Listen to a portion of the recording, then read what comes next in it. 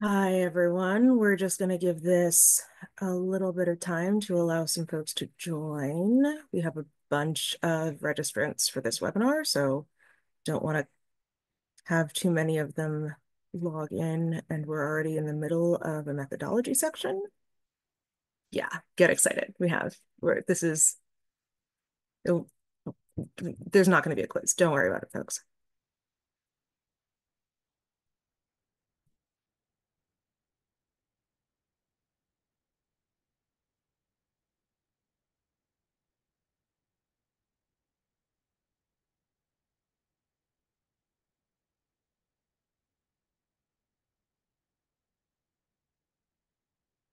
All right.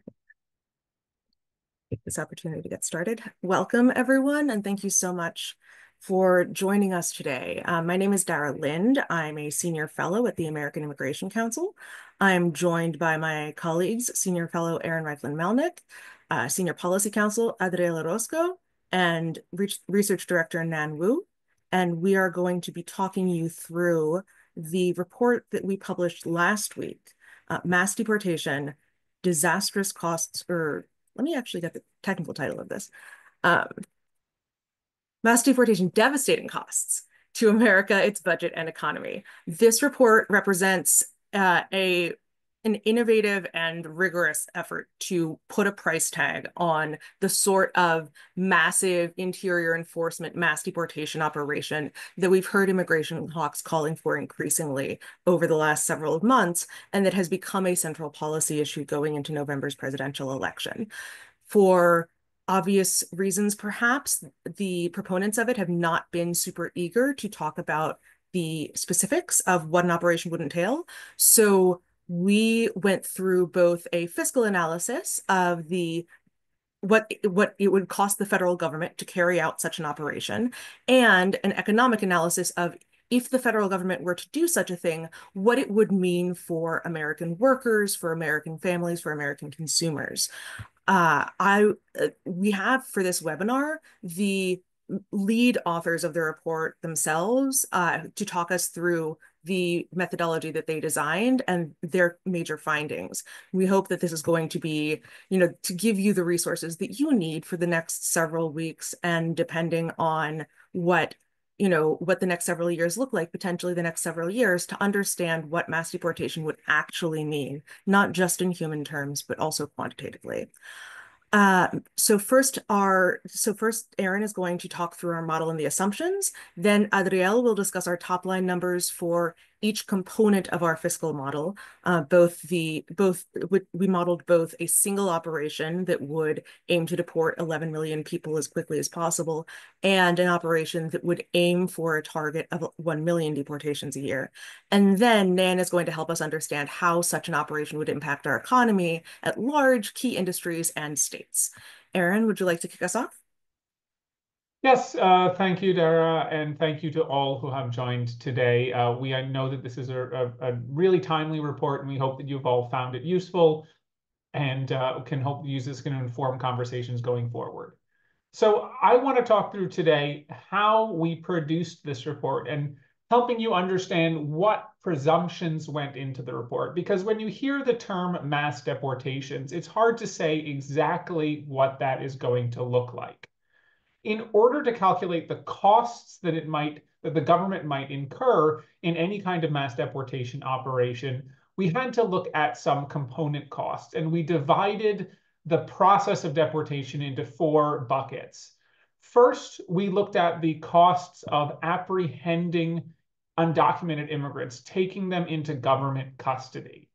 Next, we looked at the costs to detain these individuals or to track them through surveillance-based alternatives to detention program throughout the course of the legal proceedings. Third, we looked at legal proceedings themselves. Crucially, it's important to understand that before someone can be deported, there has to be a formal deportation order, or technically known as a removal order. And then finally, we looked at the costs of the removal itself, because of course, in order to deport somebody, you need to put them on a plane or drive them to the border or incur some costs in the act of deportation itself.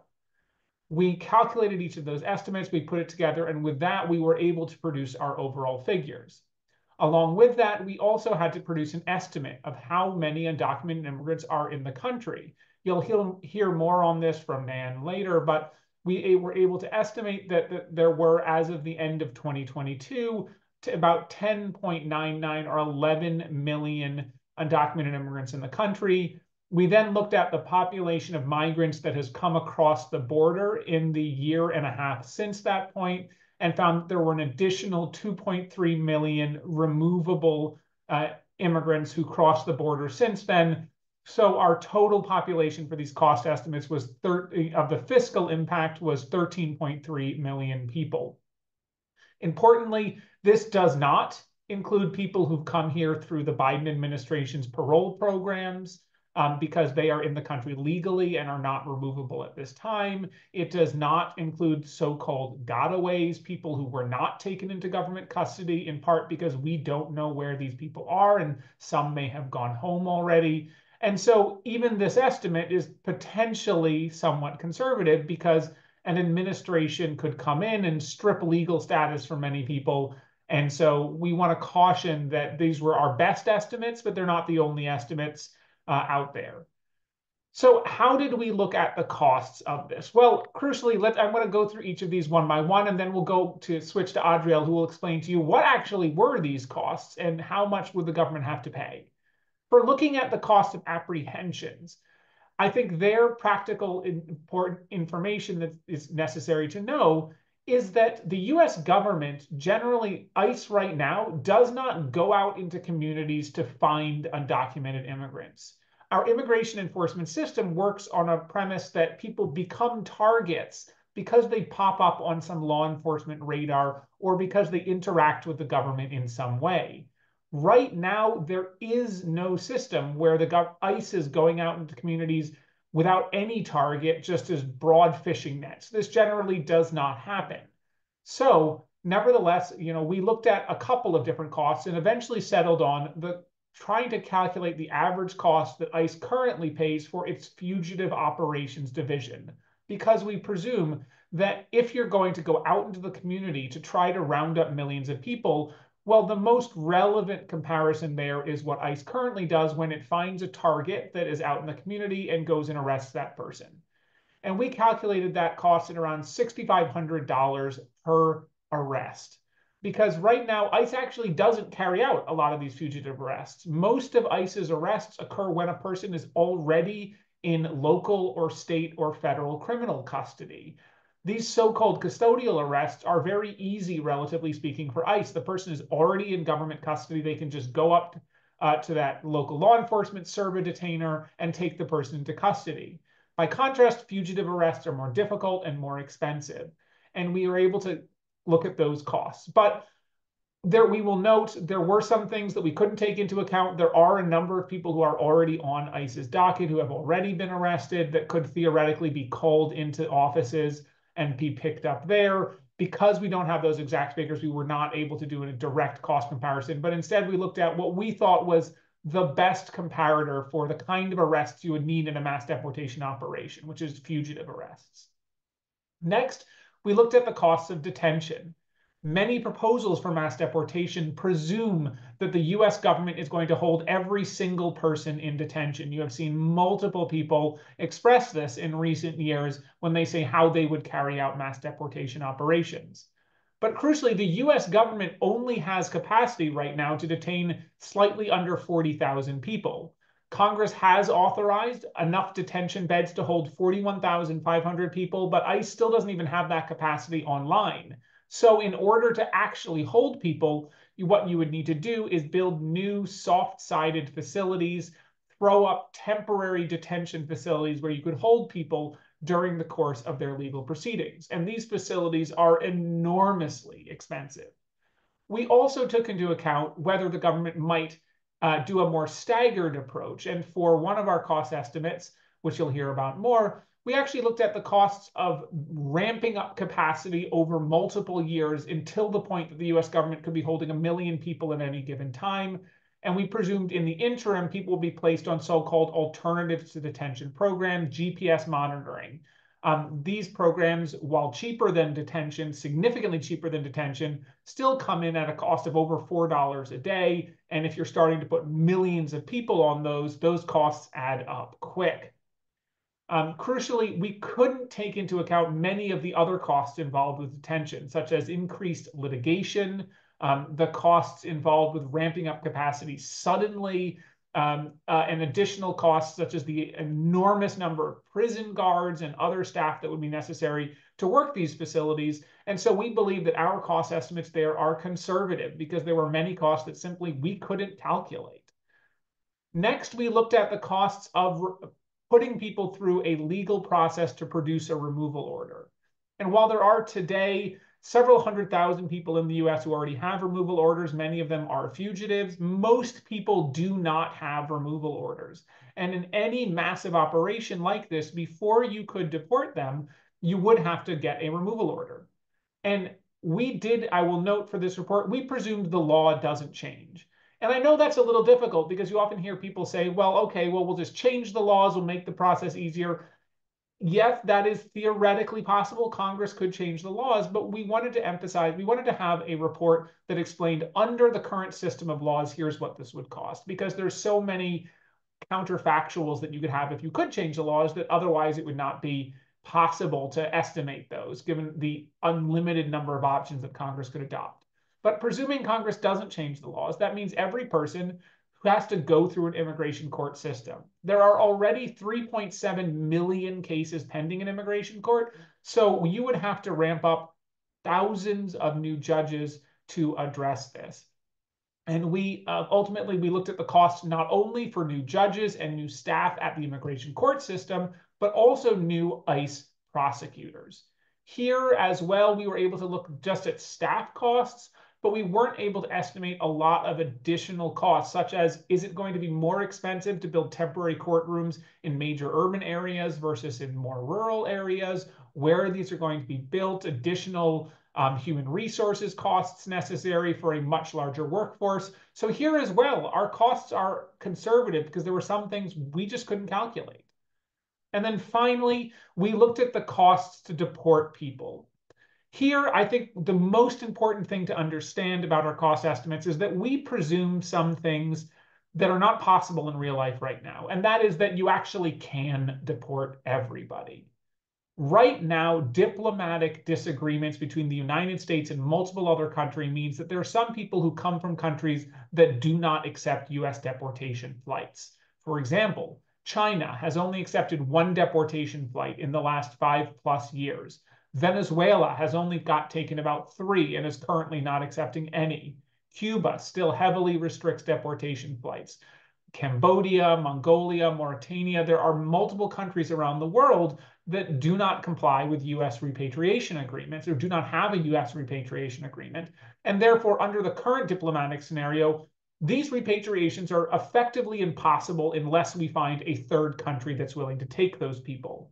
But for the purpose of our cost estimates, we presume diplomacy can be changed and these kind of people could be deported. And so we looked at a very basic question, presuming, using an estimate provided by ICE's acting director, Tay Johnson, that a single flight hour on an ICE air charter flight costs on average $17,000.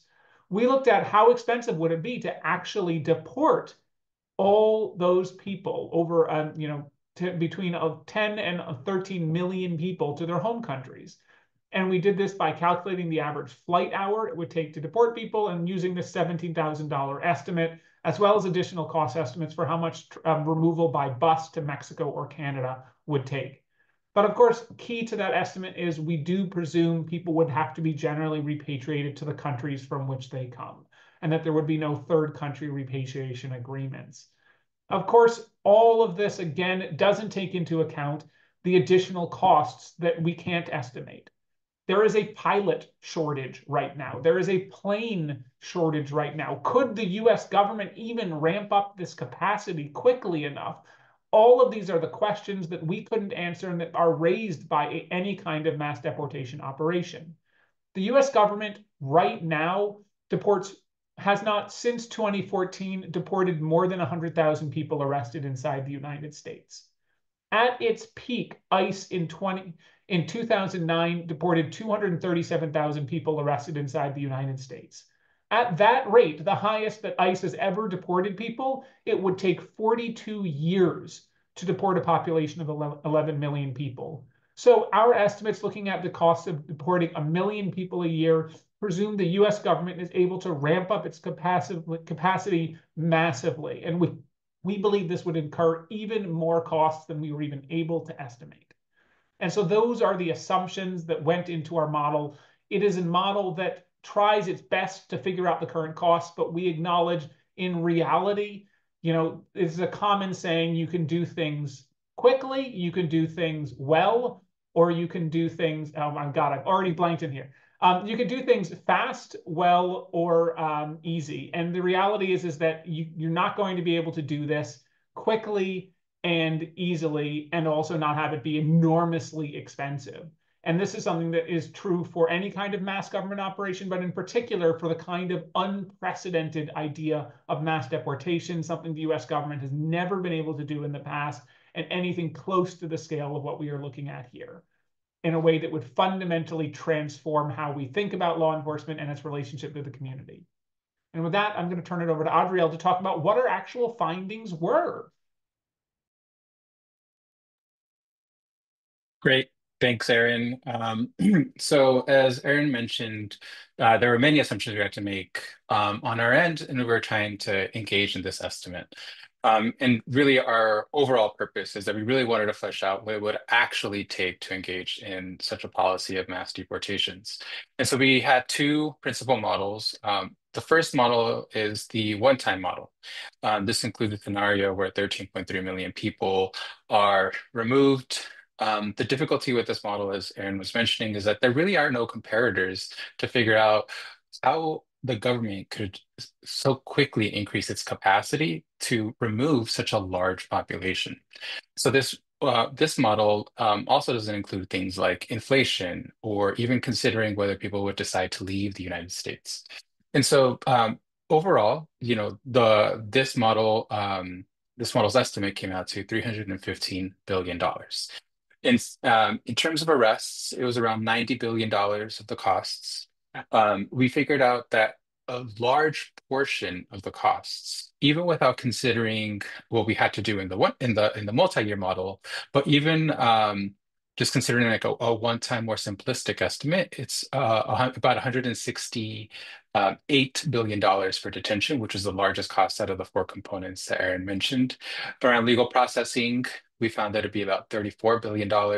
And to engage in the actual removal process of repatriating individuals, about $24 billion. So I think this is the important thing to understand here around the one-time model, which I'm not going to spend too much time on, is that we weren't able to include some of the nuances and actually some of the realities that it would actually entail to engage in such a policy. So, one thing that we found interesting and we took greater look into was, this policy proposal of trying to deport 1 million people per year. And so we thought through each one of the component parts of the removal process to see what types of resources that would actually take to make it a reality. And at the end, we found that this estimate for what we call the multi-year model, it would actually take about 3 times the resources or 3 times the costs of the one-time model.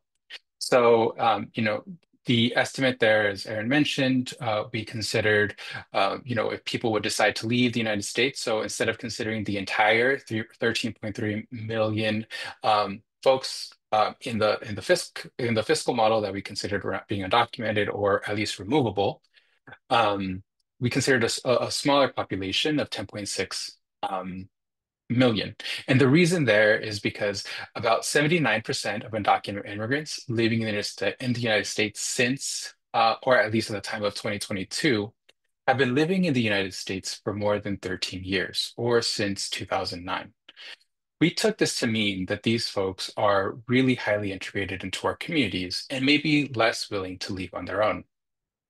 As Aaron also mentioned, we decided to assume that there would be no fundamental changes in our laws. And so we assumed that about 20% of the population we were looking at would potentially decide to leave, given that there would be no significant comprehensive immigration reform.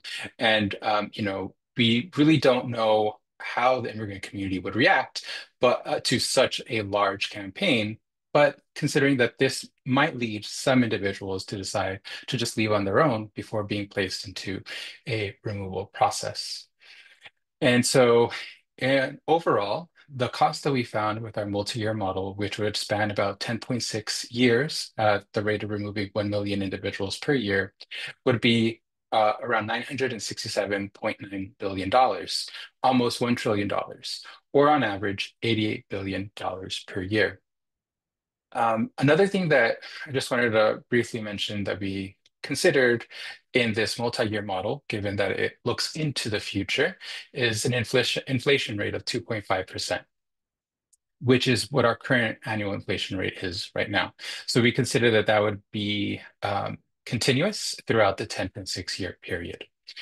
And so in assessing the first phase of the removal process, which are arrests, we included costs in we included, as Erin mentioned, that ICE largely arrests people who have had contact with the criminal immigration systems. So going into the communities and looking for people who otherwise haven't had that kind of interaction is extremely expensive.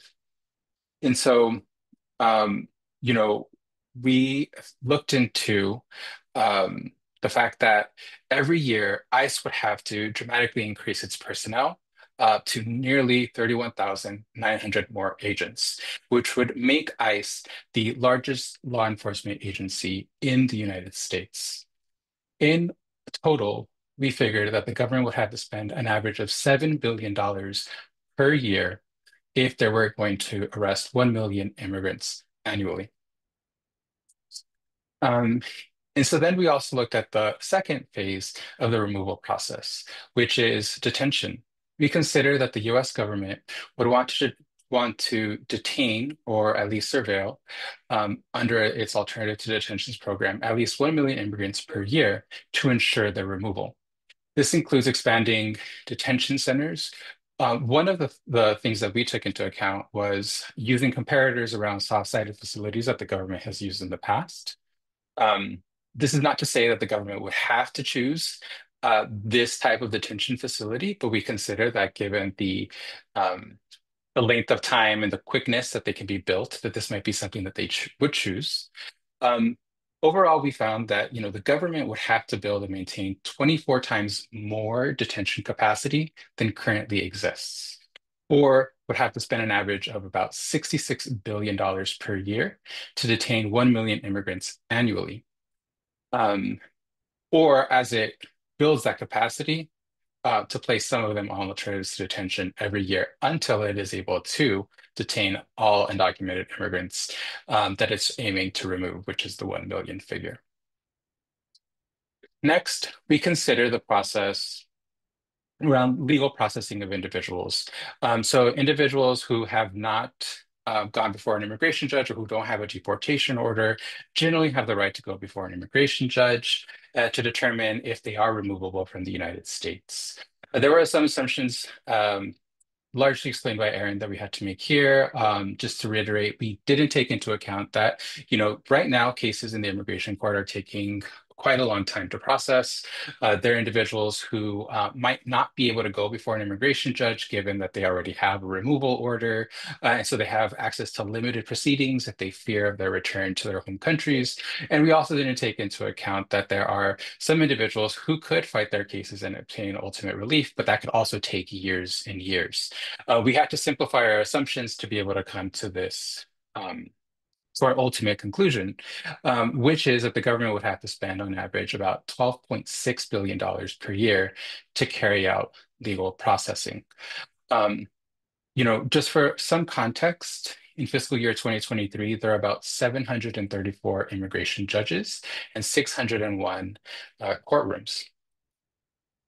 So EOIR, which is the agency that oversees the immigration court system, would have to add more than 2,000 immigration judges and more than 1,100 courtrooms to meet this demand. And so that's the legal processing. And so for the last component, we considered is the removal process. So we considered average flight costs for ice and ground transportation. We looked at the historical costs of ice conducting these flights. And ultimately, we found that in this multi-year model, it would be an average of $2.1 billion per year to remove 1 million immigrants annually. And so those are the ultimate findings.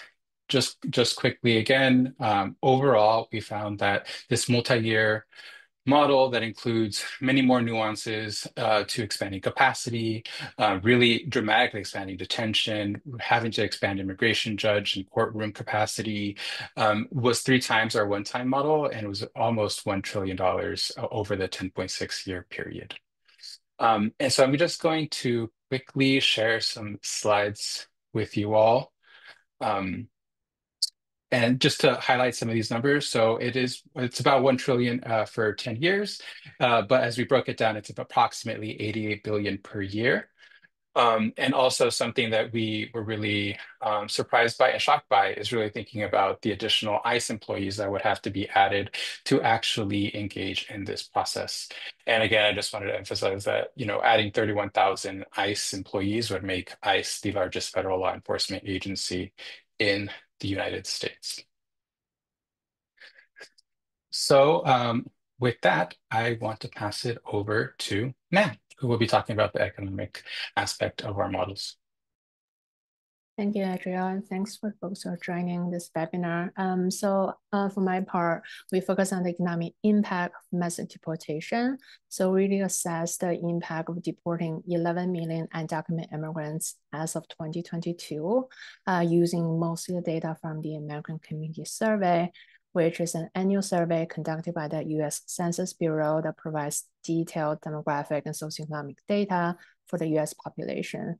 So when looking specifically at the demographics of undocumented immigrants, we found that the majority of them have been in the US for at least a decade, building their lives and raising their families and communities across the country. So in 2022, about 39% of undocumented immigrant households own their homes. So mass deportation will really uproot the lives of at least 1.6 million homeowners. Also, like many undocumented immigrants share their lives with US citizens. So removing them from the country will really pull apart 4 million mixed status families. Those families include 8.5 million US citizens who live with undocumented immigrants, and 5.1 million of whom are children. So the separation of these mixed status families will not only cause tremendous emotional stress for them, but also it will snatch the income of their households by an average of 62.7%, which is at $51,000 per year. And our analysis also shows the critical roles that undocumented immigrants play in the US economy as workers, entrepreneurs, taxpayers, and consumers who have really helped to grow our economy. So if they were to be deported, we estimate that the US GDP will shrink by $1.1 to $1.7 trillion, or 4.2 to 6.8% of the annual GDP. So for your context, the US GDP shrank by about 4.3% during the Great Recession between 2007 and 2009. So US governments at federal, state, and local levels would really see their tax revenues fall, as they will lose about $46 billion in federal taxes and $29 billion in state and local taxes paid by undocumented immigrant households, totaling over $76 billion. So these are the tax contributions of undocumented immigrant households for 1 year in 2022 alone. So several industries that really rely heavily on undocumented immigrant workers will be hit particularly hard. The construction and agriculture industries will lose 1 in 8 workers, while in hospitality, about 1 in 14 workers will be lost. And then looking at specific occupations, about 1/4 of farm workers and agricultural breeders and sorters are undocumented workers. So losing the agricultural workers who grow, pick, and pack our food will make it harder for everyone to buy affordable groceries. And then looking at major construction trades, like more than 1/3 of the country's plasterers, drywall installers, and roofers and undocumented immigrants. If that labor force were to really disappear in a short period of time, construction costs would likely skyrocket, and it would take far longer to build new homes, exacerbating the housing shortages and making housing even less affordable in many parts of the country. And massive deportation will also make it harder for everyone to find jobs because we will lose 1 million immigrant entrepreneurs who help create jobs, and also because the local communities will lose about like $257 billion in purchasing power, which really have helped like boost the economy and create jobs for all workers, and regardless of their immigration status. So the most impacted states will be California, Texas, and Florida, the 3 states that were home to 47% of the country's undocumented immigrants in 2022, and where 1 in every 20 residents will be deported.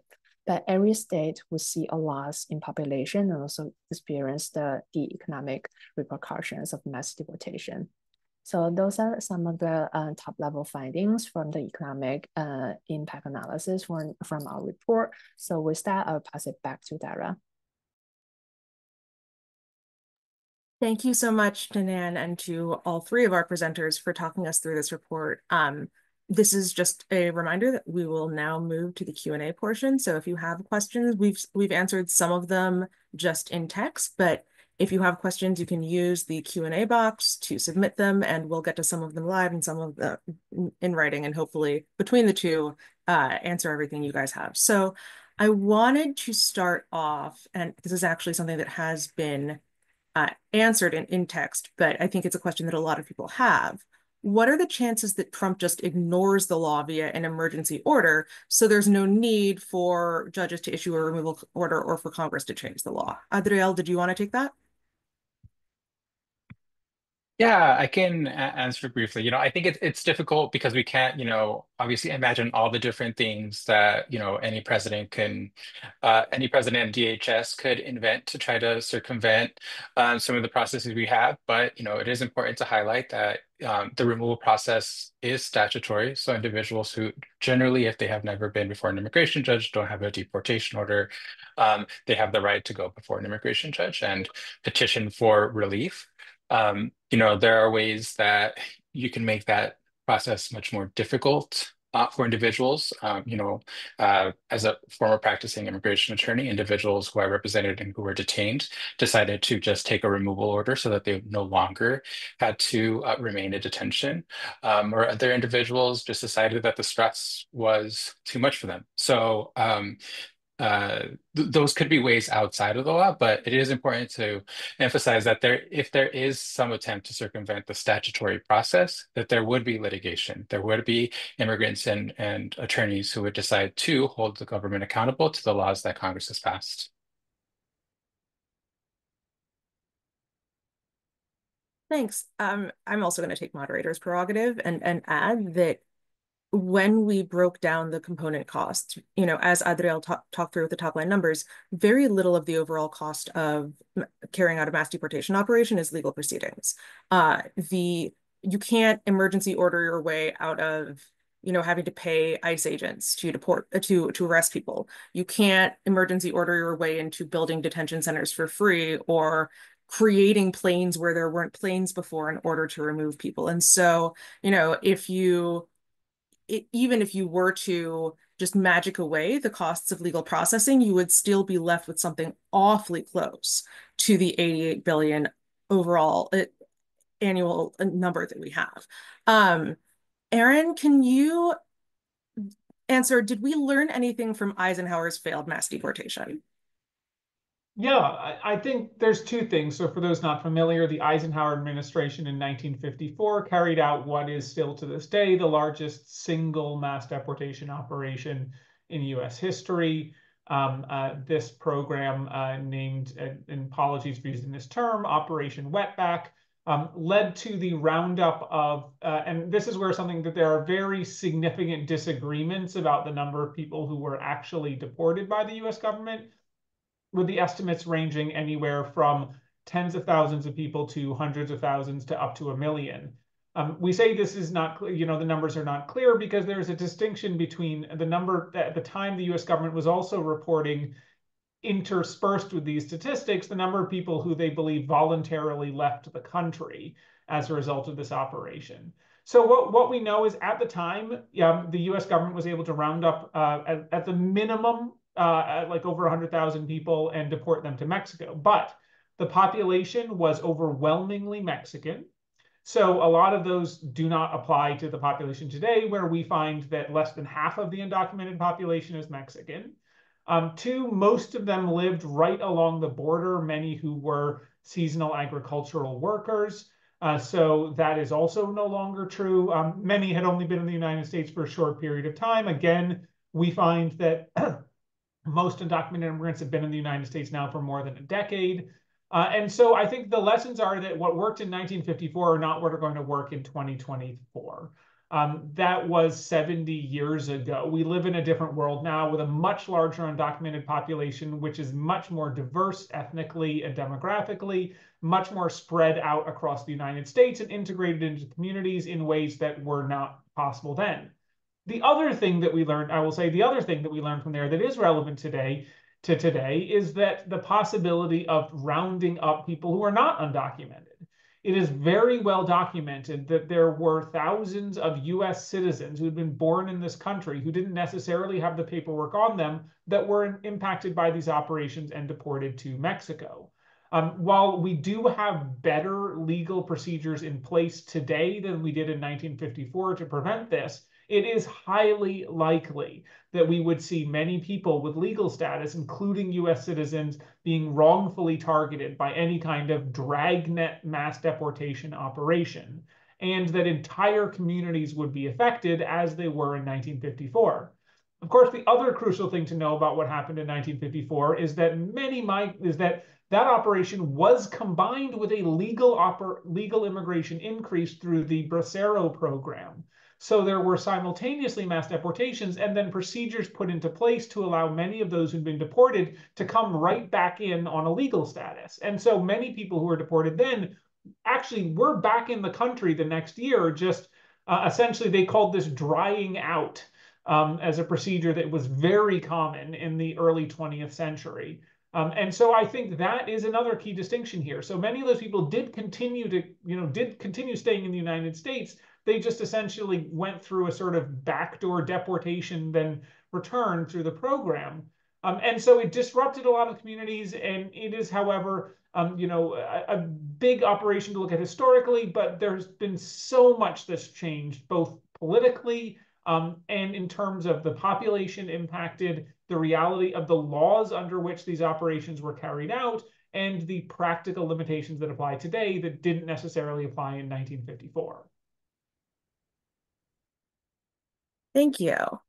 Nan, could you answer, removing undocumented immigrants would be bad for the economy, but how would this affect citizens? Would taxes go up, and what other effects could US citizens feel because of the removal of immigrants? Yeah, thank you, Dara, for the question and for passing on that question. So, like I mentioned previously, so definitely that in terms of the tax revenues, there will be a loss of like $76 billion in total revenues, and that can be paid to federal that were basically paid by undocumented immigrant households in 2022 alone. So those are the tax revenues that will be used to, for example, support public schools, support welfare programs that benefit US citizens. So that's definitely a very big part of the impact that will be felt by US citizens. And I will also like mention something about like undocumented immigrants' contributions to Social Security and Medicare. So in 2022 alone, they contributed $22.6 billion to Social Security and $5.7 billion to Medicare. So when we think about undocumented immigrants to contributions to those two particular programs, we think about their payments to programs because as we know about with US population aging, it is increasingly challenging to keep those two programs kind of solvent in the longer term. So having all those payments from undocumented immigrants to those programs really help support others like U.S. Like citizen seniors or the disabled population to be able to receive the benefits that can really help improve their lives, right? But at the same time, we also know that undocumented workers are more likely to be, for example, working age, making them to be more likely to be active in the labor force, for them to be able to more likely to actually contribute to those two programs. So in that way, we also found that undocumented immigrants play a really critical role, and by losing them, there will be a negative impact on different programs, including Social Security and Medicare as well, to keep those programs solvent. And like I mentioned, in terms of the different industries, like for agriculture as well as construction, by losing all those really critical workers, well, like when we think about sort of the overall labor supply, if we are really talking about like a shock to the labor supply within a short period of time, meaning kind of removing all those really important workers from the labor force in those industries really quickly, like those, there will be a lot of like US born like business owners in those industries will be struggling to find enough workers to fill the open positions to be able to keep their business running. So in that way, when we think about if there are business owners who are in the construction industry who are not be able to find enough workers to keep their schedule to build new houses, if we're talking about farm owners who are not able to find enough workers to really handpick all those like really valuable fruits and vegetables during peak seasons, like they would be facing kind of like difficult choices in terms of kind of being able to maintain their production and construction development of new housing. And if we are talking about kind of a reduction in the production of like new housing and also agricultural products at the same time, like there will be kind of like repercussions like that will be felt down the line when we think about the whole production cycle in terms of like, for example, the prices for the food, prices for housing and all that, because there will be a kind of drop in the supply of those kind of like agricultural products and then housing in a way, like what we are likely to see kind of the prices kind of increase in those sectors as well. So I would say those are some of the impact that busy average Americans will be feeling in their daily lives. Thank you. Adriel, one question we have is presumably your study results consider additional costs over and above the current costs of deportation activity from border interdictions. What would be the full annual cost of deportations assuming current activity? Thanks, Dara. So I think it's just important to know what we did with the study is we looked at the estimated undocumented immigrant population, and we were forward looking and thinking about the four components that we talked about in the removal process, which is our arrest, detentions, legal processing, and the actual repatriation process and the costs related to those. We did consider whether or not we would we would also try to estimate the costs around, border enforcement. I know that there are other studies, like the American Action Forum study in 2015, that assume that those costs would be constant and added that to the overall estimate as well. We ultimately decided not to include border enforcement into our study because there are just quite a lot of variables, and there's been so many changes to border policy in the past few years. And what we wanted to do is really think about, what could this really mean for undocumented immigrants who have been living in the United States, including, those folks that we mentioned that DHS estimates close to 80% have been living in the United States since 2009, but also, some folks who have just recently arrived and in the past year, about a year and a half. And so we really just wanted to focus on the interior of the United States, really thinking about what this mass deportation would look like for that population. And we didn't consider, what it looked like at the border. And so we wouldn't add those additional costs. We didn't add those additional costs to our model, but it is something that we can look towards into the future. But I just really want to emphasize that our reasoning was really wanted to focus on the impact of this particular policy on folks who are in the United States. Yeah, there were just too many variables to keep in mind to add that whole other additional component around border enforcement costs as well. That said, I want to just chime in really quickly and note that we presume that they would still have to keep paying for this. And the US Border Patrol currently gets more than $8 billion in the fiscal 24 budget. So, and ICE is another agency, gets more than $6 billion in its budget. So we presume that there would be at minimum an additional $10+ billion in ongoing enforcement costs just to keep up what the agency is already doing. So, our $88 billion a year cost is specifically the costs to do this mass deportation operation, not taking into account everything it's already doing at the border. So if you add that, you are looking at significantly more costs, and the overall costs would come in at more than $1 trillion.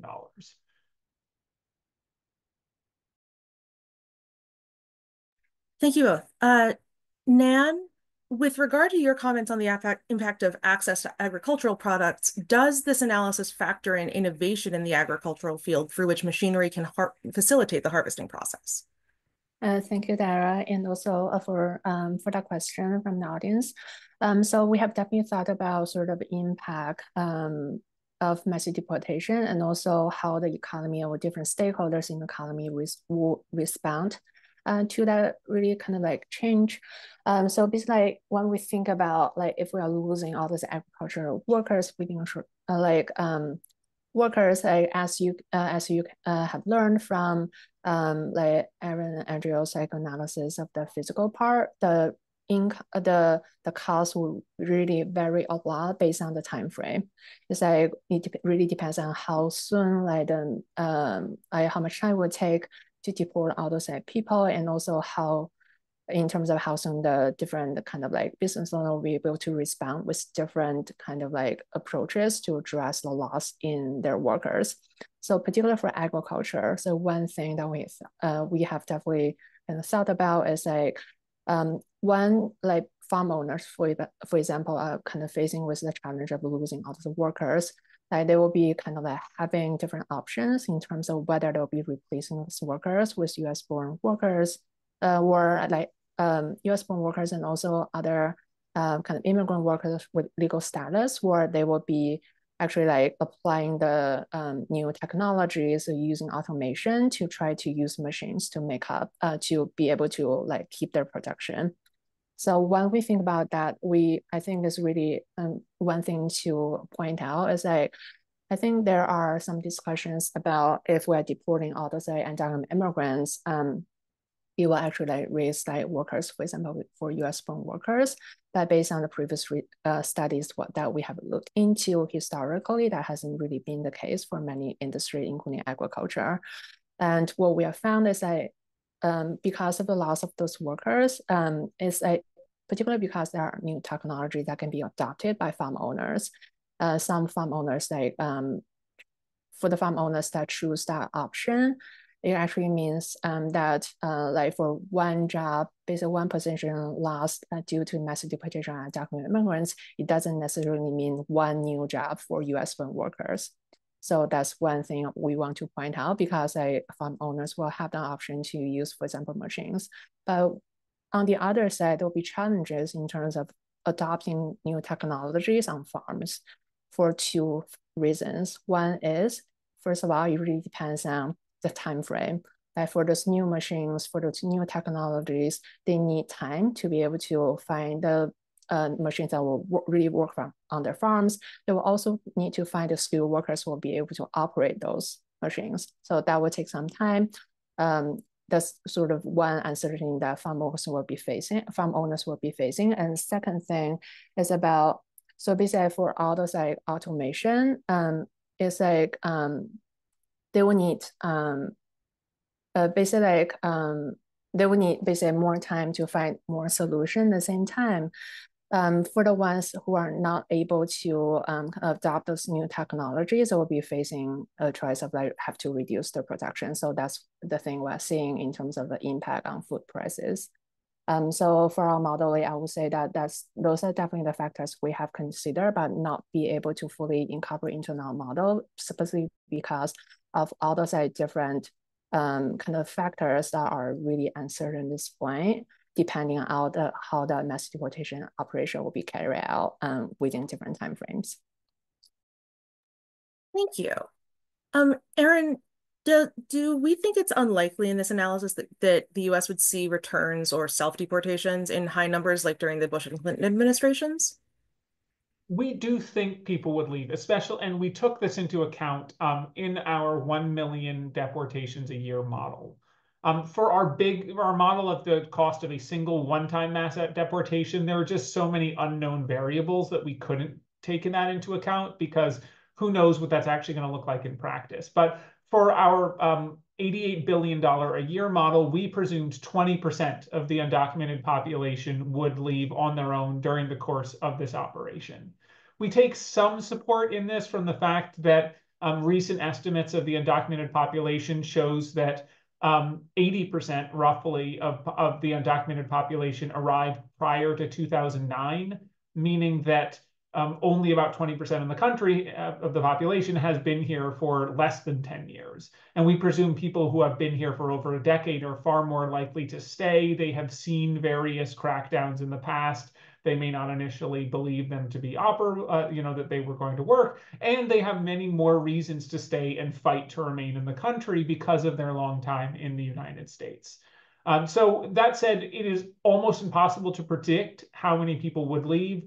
There are some studies that looked at, for example, Arizona following SB 1070, the infamous law that led to the Supreme Court striking down multiple portions of it eventually. One study there found about 40% of the undocumented population left the state, but the key difference is we presume most went to other states. They didn't leave the country. We don't have any real evidence that they left the country. So here as well, we are going off of the best estimate that we can, and multiple other studies have picked 20% as a relatively defensible figure, especially given again, how much of the population has been here for over a decade. And that was our assumption. But yes, we do presume, and we did take that into account when making this report, that a significant percentage of the population would leave on their own. So if that's not true and everybody stays, the costs are going to be even higher. Thank you. We're just going to give one more second just in case there are other questions. We have been plowing through these. Thank you guys so much for submitting them.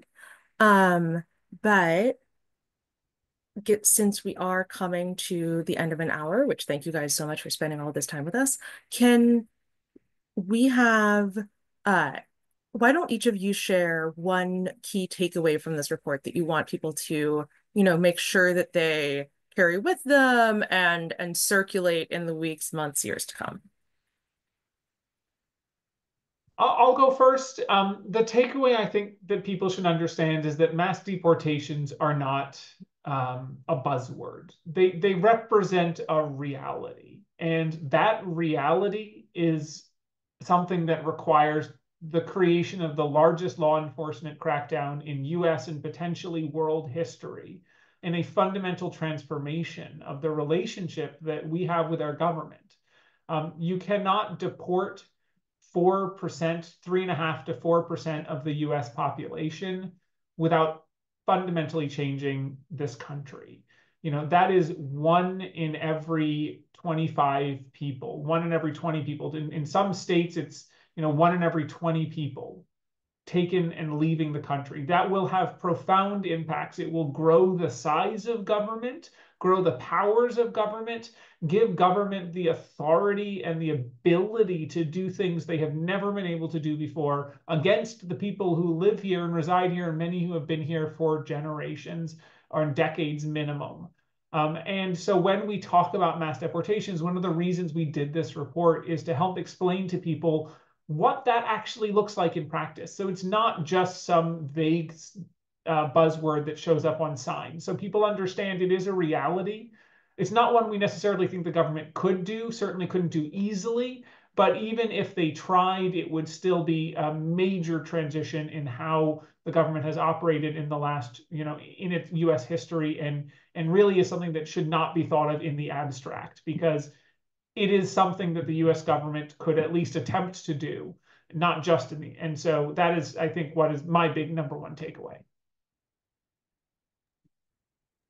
Just quickly, I think my big takeaway which I agree with everything Aaron said. And it is tremendously costly, and we obviously wanted to put some meat and some substance to this policy proposal, and that's what our main goal was. And I think one thing that's really interesting too to think about in our report is that we also looked at, what could we do alternatively with this money, given this entire fiscal costs, right? And so we found that, considering the almost $1 trillion that it would cost around 10.6 years, that we can build over 40,000 new elementary schools, or we can construct over nearly 3 million new homes, and which is incredibly important given the scarcity of housing in our country right now. And I think something that also blew my mind, even if you think about just 1 year of the cost of the 1 million per year model, which is at around $88 billion. That is equivalent to 18 times more than the entire world spends each year on cancer research. Just really thinking about, when we're hearing about these policy proposals, what are the alternatives? What can we actually be talking about in our communities that we can use this kind of money for? So that's really what stood out for me. Yeah, and then for my part, I would just really want to emphasize, like from our research, how critical of a role that undocumented immigrants have played in the U.S. economy, and how they have become such integral parts of how like different parts of the economy basically operates. So they are really the construction workers who are building new houses as we speak. They are the agricultural workers who are like really handpicking all those like really precious like fruits and vegetables in the field, sometimes in really kind of like during the summer in heat conditions, to make sure that we have affordable grocery in shops. And they are homeowners, they are taxpayers, they are paying into a lot of the social programs that they currently don't actually have access to. So in that way, they're really supporting a lot of like US citizens who are receiving benefits from those programs.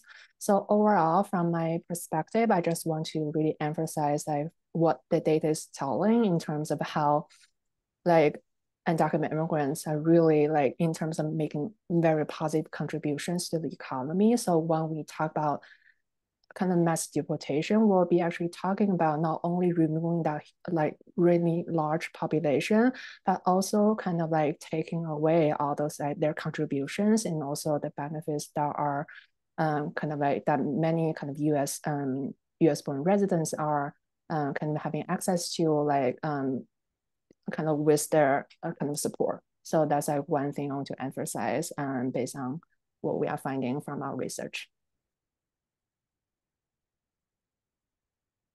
Thank you so much, Nan, and thanks to all of you. As we have told some people in the typed Q&A, we will be sending around a recording to this webinar to attendees, along with some other information, including a link to the report itself and some graphics presenting the key findings of the report that our communications team has developed that can be shared on social media. We will also be including some information about, some suggestions for next steps you could take to make sure that, everyone is aware of this information, and that you can use it as you continue to engage in your communities. You can also check out more of what we've written on the economic contributions of the immigrant community and the costs of enforcement on our website and on our blog, Immigration Impact. If you have any other questions after this discussion, please feel free to email me at dlind@immcouncil.org, or to email our comms team. And we thank you very much again for your time, and we hope to see you at a future webinar.